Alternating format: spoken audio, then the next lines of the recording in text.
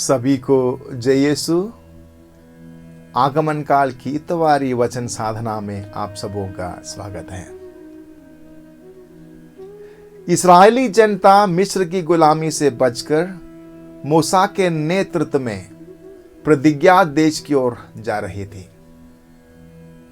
वे मोआब के मैदान में ठहर गए। मोआब के राजा बालाक समझ गए कि खतरा फाटक पर खड़ा है। वे और उसकी जनता घबरा गए। राजा ने बिलआम नामक पैगंबर के पास मोआबी नेताओं को भेजकर निवेदन किया कि वह तुरंत आकर इस्राएलियों को शाप दे। ईश्वर ने बिलआम से कहा, तुम जा सकते हो, लेकिन जो मैं बताऊंगा वही कहोगे। राजा ने एक पहाड़ी पर खड़ा करके बिलआम से कहा कि नीचे मैदान में पड़ी इस्राएलियों की विशाल जनता को शाप दो। लेकिन बिलआम के मुंह से आशीर्वचन ही निकले। बालाक ने दार्शनिक को 4 विभिन्न स्थानों पर खड़ा करके शाप देने को कहा, लेकिन चारों बार बिलआम ने इस्राएलियों को आशीर्वाद ही दिया और कनानियों को शाप। दार्शनिक ने राजा से कहा, मैं उसे देखता हूं किंतु वर्तमान में नहीं। मैं उसे दर्शन करता हूं किंतु निकट से नहीं। याकूब के वंश में एक तारे का उदय होगा। इस्राएल के वंश में एक राजा उत्पन्न होगा। इस घटना का विवरण हम संज्ञा के ग्रंथ अध्याय 22 में पढ़ सकते हैं। नबी इसायास के ग्रंथ अध्याय 44 में हम पढ़ते हैं कि प्रभु अपनी प्रजा इस्राएल को सांत्वना देकर कहता है कि मैं प्यासी भूमि पर पानी बरसाऊंगा, मैं सूखी धरती पर नदियां बहाऊंगा। मैं तुम्हारे वंशजों को अपना आत्मा और तुम्हारी संतति को अपना आशीर्वाद प्रदान करूंगा। पुराने विधान के इन दोनों प्रकरणों में हम देख सकते हैं मानव कुल पर ईश्वर की आशीष एक क्रम के अनुसार बढ़ती जाती है। कलोसियों के नाम पत्र में संत पौलुस के इस तीव्र आग्रह को हम देखते हैं कि ईश्वर का सुसमाचार तथा मसीह का रहस्य लोगों को सुनाने के लिए वह कितना आतुर है।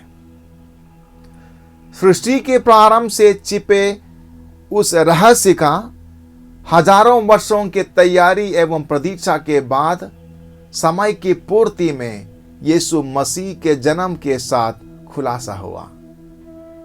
यही हम लोगों ने आज के सुसमाचार में पढ़कर सुना। प्रतिज्ञात मसीह के अग्रदूत के जन्म का संदेश मनुष्य को दिए जाने के 6 महीने बाद गब्रिएल दूत स्वर्ग का वह भव्य संदेश लेकर मरियम के पास आता है। इस संबंध में संत लूकस का वर्णन अति मनोहर है। स्वर्गदूत मरियम को संबोधित करता है, प्रणाम प्रभु की कृपा पात्री। उस अज्ञात गांव की लड़की मरियम ईश्वर की कृपा पात्री है।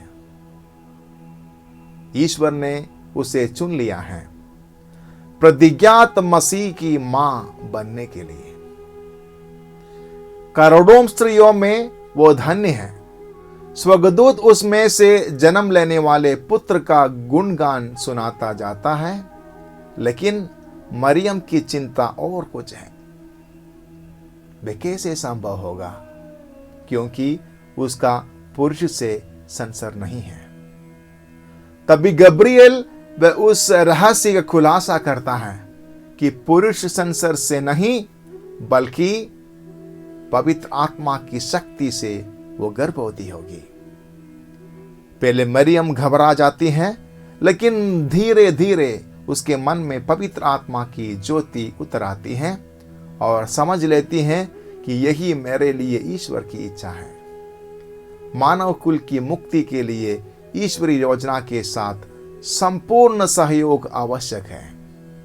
और वह कहती हैं, देखिए, मैं प्रभु की दासी हूं, आपका कथन मुझ में पूरा हो जाए। इस सहमति के लिए ईश्वर प्रतीक्षा कर रहा था, स्वर्गदूत प्रतीक्षा कर रहे थे। ईश्वर का निमंत्रण ठुकराने या स्वीकार करने को मरियम स्वतंत्र थी। हेवा ने अपने स्वातंत्र का दुरुपयोग करके सारी मानव जाति को शैतान की गुलामी में धकेल दिया था, लेकिन मरियम ने संपूर्ण आजादी के साथ ईश्वर के सामने आत्मसमर्पण किया और ईश्वर की मुक्ति योजना को सहर्ष स्वीकार किया। सृष्टि के प्रारंभ से ईश्वर मनुष्य को मुक्ति का संदेश सुनाता रहा और समय के पूर्ति में अपना पूर्ण संदेश यीशु मसीह के रूप में मनुष्य को सुनाया। और मरियम ने वह मुक्ति संदेश अपने तन मन में स्वीकार किया और तब मुक्ति इतिहास की अति महत्वपूर्ण घड़ी प्रारंभ हुई। धन्य है ईश्वर जिसने मनुष्य का ख्याल रखा, और धन्य है हमारी माता मरियम जिसने हमारी रक्षा हेतु उस ईश्वरीय योजना को सहर्ष स्वीकार किया। धन्यवाद।